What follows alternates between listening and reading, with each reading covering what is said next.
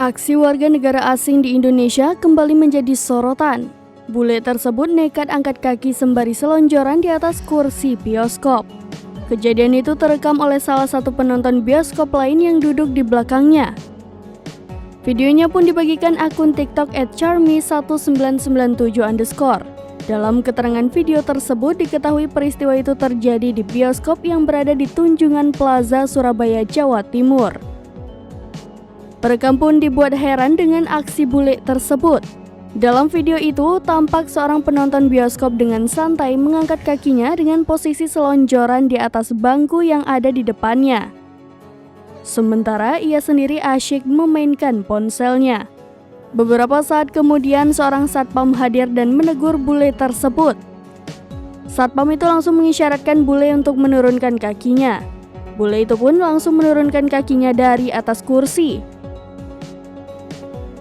Hingga artikel ini ditulis, video tersebut telah disaksikan sebanyak lebih dari 2,4 juta kali. Video itu juga menuai berbagai respon dari para warganet. Ada yang merasa geram dengan aksi bule itu, ada pula yang memuji ketegasan satpam yang menegurnya.